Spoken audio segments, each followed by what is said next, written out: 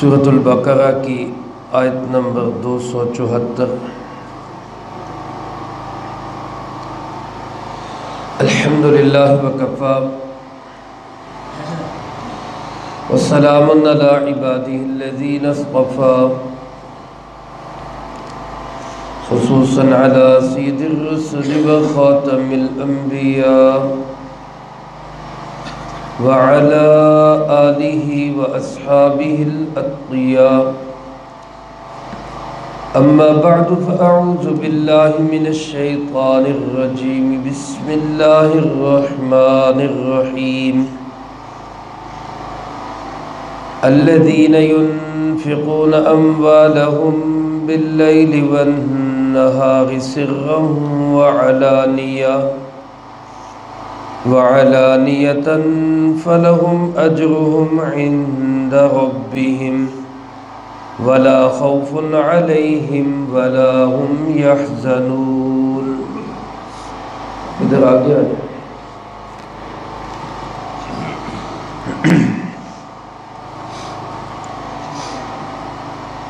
الذین ينفقون اموالهم، وہ لوگ جو خرچ کرتے ہیں اپنے مالوں کو باللیل والنہار، رات کو بھی اور دن کو بھی، سرا وعلانیہ، پوشیدہ طور پر بھی اور اعلانیہ طور پر بھی، فلہم اجرہم، ان کے لیے ہی اجر ہے، عند ربہم، ان کے رب کے ہاں، ولا خوف علیہم، نہ ان پر کوئی خوف ہوگا، ولا هم یحزنون، اور نہ ہی ان کو کوئی غم ہوگا۔ اس سے پہلی آیات مبارکہ میں تقریباً 2 رکوع سے اللہ رب العالمین نے راہ خدا میں خرچ کرنے کے فضائل، اس کی عظمت اور اس پر ہونے والے ثمرات کو، اور کون کون سا خرچہ قبول ہے، کون سا قبول نہیں، اور خرچ کرنا کہاں پہ ہے کہاں پہ نہیں، ان ساری چیزوں کو بیان فرمایا۔ اس سلسلے میں یہ آخری آیت مبارکہ ہے۔ اس کے بعد خرچ کے مقابلے میں، صدقہ خیرات کے مقابلے میں دوسری طرف متضاد چیز وہ سود ہے، اس کا پھر تذکرہ ہے تقریباً اگلے رکوع کے آخر تک۔ جس طرح صدقہ دینے والے کے دل سے مال کی محبت نکلتی ہے اور پتہ چلتا ہے کہ اس کے دل میں بخل نہیں، کنجوسی نہیں، مال کی محبت نہیں، بلکہ اس کے مقابلے میں آخرت کی محبت ہے۔ اسی طرح سود والے کے بارے میں یہ کہا جا سکتا ہے کہ اس کے دل کے اندر مال کی محبت کھوبی ہوئی ہے، انتہائی گھٹیا پن ہے اس کے دل کے اندر، اور اس کو آخرت سے زیادہ دنیا سے محبت ہے۔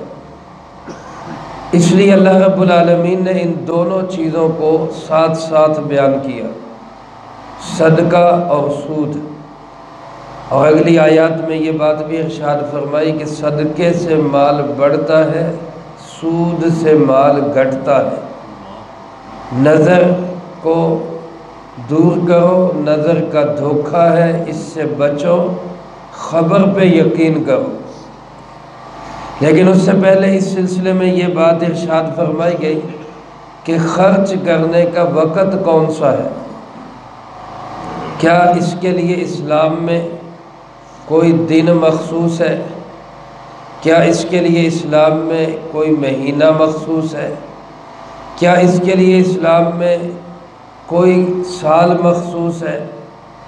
اللہ رب العالمین نے اس سلسلے میں یہ ارشاد فرمایا، الذین ينفقون اموالهم، وہ لوگ جو اپنے مال کو خرچ کرتے ہیں باللیل والنہار، رات کو بھی دن کو بھی، سرًا وعلانیہ، پوشیدہ طور پر بھی اور اعلانیہ طور پر بھی، یعنی اسلام کے اندر خرچ کرنے کے لیے نہ کوئی ٹائم ہے، نہ کوئی دن مخصوص ہے، نہ کوئی مہینہ، نہ کوئی سال۔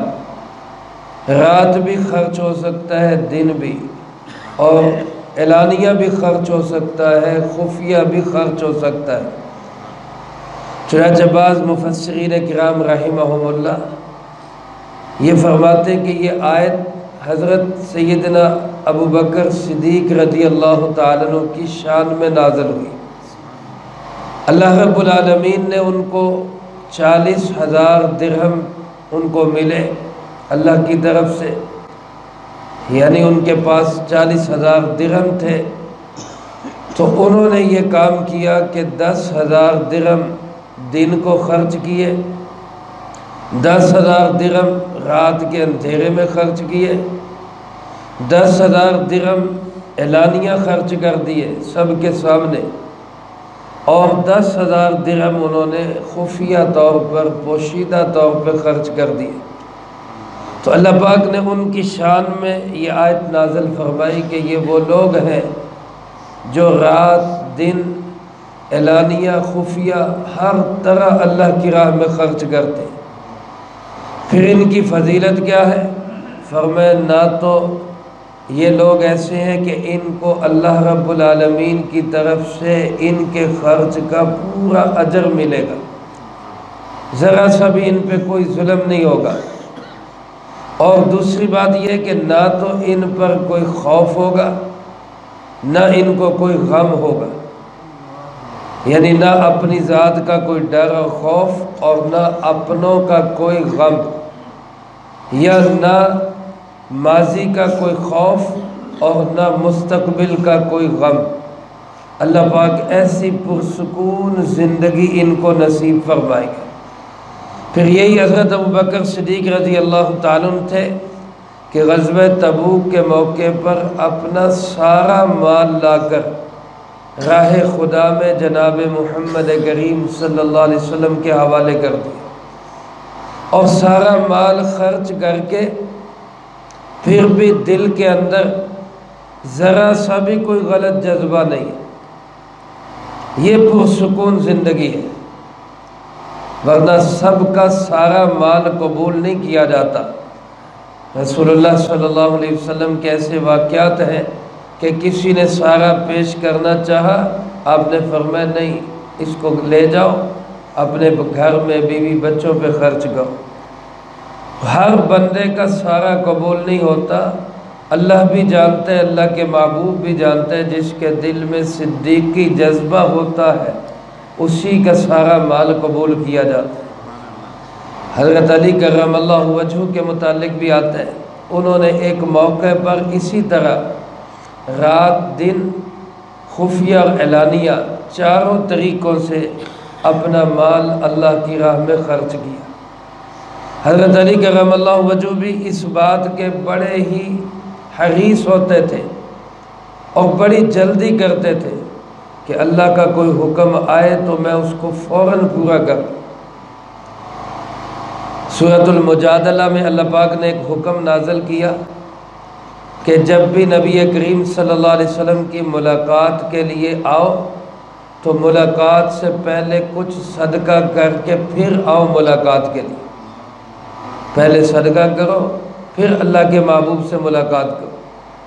یا ایھا الذین آمنوا اذا ناجیتم الرسول فقدموا بین یدی نجواکم صدقہ، پہلے صدقہ کرو پھر اللہ کے محبوب سے ملاقات کرو۔ اللہ کی شان حضرت علی کرم اللہ وجہہ سمجھ گئے کہ یہ حکم زیادہ دیر چلے گا نہیں، ہر مسلمان آپ سے ملنے سے پہلے صدقہ کر کے آئے، یہ حکم زیادہ دیر نہیں چلے گا۔ لیکن جیسے ہی حضرت علی کرم اللہ وجہہ کو پتہ چلا، فوراً صدقہ کیا اور آ کے آپ صلی اللہ علیہ وسلم سے ملاقات کی۔